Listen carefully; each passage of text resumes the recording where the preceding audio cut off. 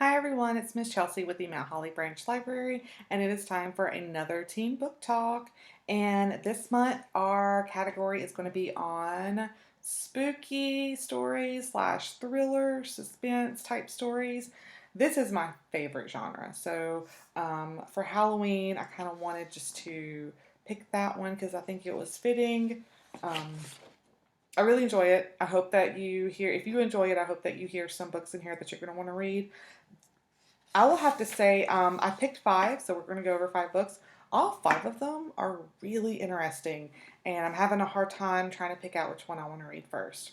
So let's go ahead and get started. So, what will happen is I will go ahead and give you the title of the book, the author of the book, when it was released, the rating, and I'll go sort of over a little brief summary of it. And then if you look below, you will see their Twitter name.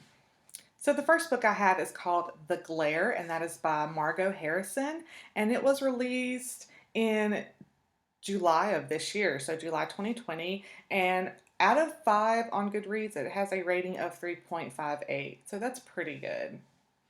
So this is about a character named Hedda who is 16 years old, and Hedda has lived on like this isolated ranch for about 10 years. There's no technology, it's completely tech free, and she lives with her mom. And now all of a sudden she's going back into the world of glare. And that is what she calls the world of computers and tablets and smartphones and all kind of other technology. And she grew up taught to be afraid of technology, that it could somehow get inside of your mind and it can hurt you.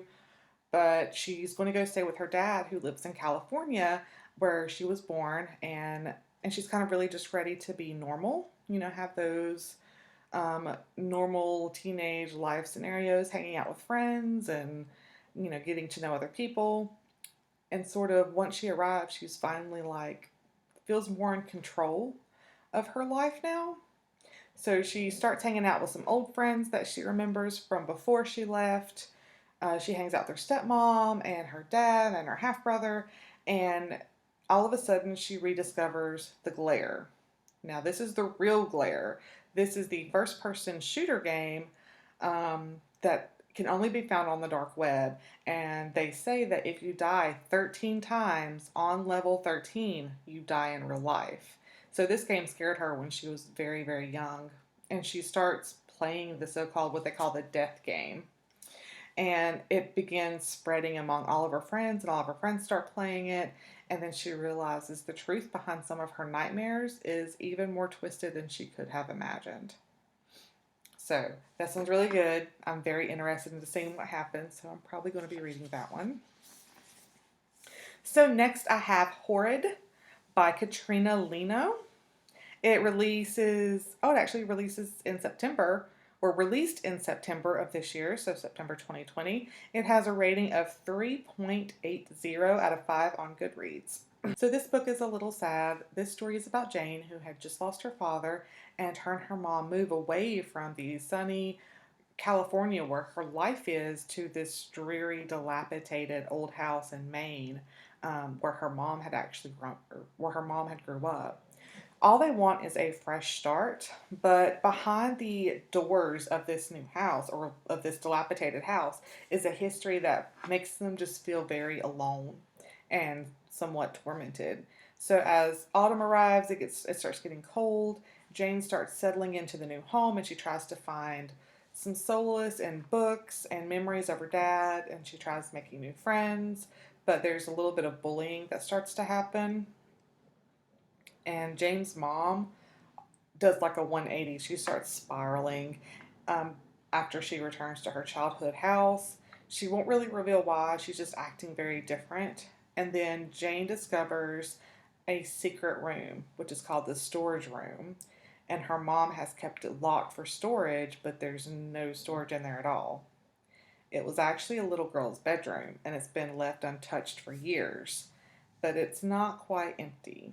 So, a lot of people describe this book as a horror novel that explores themes of mental illness and rage. There's grief, there's spine chilling elements, and they compared it to they compared it to authors of Stephen King and Agatha Christie. So, it sounds very scary and just right up my alley. I'm excited for that one too. So next we have All These Monsters by Amy Tintera. This released in July of this year, so July 2020, and it has a rating of 3.88 out of 5 on Goodreads. So this is actually going to be a series, and this is the first book in the series. And the main character of the story is 17-year-old Clara, and she is ready to fight. She wants to fight back against her abusive family, against the life that she knows, and against what is called the Scrabs. And the Scrabs are earth dwelling monsters who ravage the world. So, when an opportunity arises for Clara to be able to join this international monster fighting squad, she jumps at the chance and she starts training with teammates. However, she realizes that fighting these monsters aren't really just about having the biggest muscles or being the strongest person. Um, it's a lot more. You know, you have sore muscles, you're going to be tired, and you could die. That's a big part of it. These creatures, they're unpredictable, they're violent, and they're terrifying. And as Claire starts to gain confidence in her skills as she trains, she starts to realize that scabs may not be the biggest evil that she needs to worry about. So I'm excited for that one. All right, so next we have The Bone Houses by Emily Lloyd Jones, and this actually came out in 2019, so it's a little over a year old, but that's not too bad. So it came out in September of 2019, and it has a rating of 4.04 out of 5 on Goodreads, and this is about 17-year-old Ren. So 17-year-old Ren cares about two things: her family and her family's graveyard. And right now, both of them are in dire straits. They're struggling a little bit. So Ren lost her parents, and her siblings have been struggling to scrape together, money providing gravedigger services. And they live in this remote village which sits at the bottom of a deadly mountain range that was once home to the Fae. The problem, however, with being a gravedigger in the village, though, is that sometimes the dead doesn't always stay dead. So these risen corpses are known as bone houses, and the legend says that they're a result of a decade-old curse.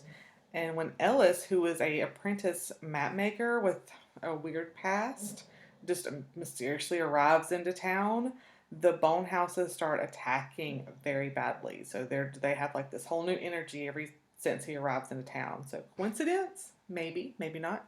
So Ellis and Ren start this journey that's going to take them deep into the heart of the mountains, where they're going to have to try to fight this curse and learn some long hidden truths about themselves. So if you're someone who's really into that fantasy style with fae and things like that, I think you would really enjoy this book. So this is Dreadnation by Justina Ireland. This book came out in August of 2018. I don't consider that to be very old. I know normally I put newer books on these, but it fit the category so well. It's a series and it had a really good rating, so I just said we're just going to include it on this list for this month. So the rating was 4.14 out of 5 on Goodreads. And like I said, this is a series and this is the first book. And this book also has a historical fiction theme to it. So if you are someone who really likes to read historical fiction, or if you've never read it and you want to try it but you're not sure, I definitely say go ahead with this one. So this is about Jane McKean, who was born about 2 days before the dead started to rise and walk the battlefields of Gettysburg and Chancellorsville, which started to derail the war between the states and change America forever. So, in this new nation, safety is a huge element for everyone. So, children actually attend combat school at a very young age to learn how to put down these walking dead creatures. There are opportunities for some, and Jane is actually studying to become an attendant, where she is trained in weaponry and etiquette, but that is not the life she wants at all. She's almost done with her education at the School of Combat in Baltimore, and when she finishes, she really just wants to return to return to her Kentucky home and not pay any mind to the politics of the eastern cities. However, there are families that in Baltimore that sort of start to go missing, and she gets caught up into this big conspiracy where she's finds herself in a desperate fight for her life against some very powerful enemies along with the dead that are now walking the earth. So that sounds like a really interesting take on some American history, mixed in with a little bit of fantasy, just to give you just a whole new way of telling that story. So I hope you all enjoyed. I will see you guys next month.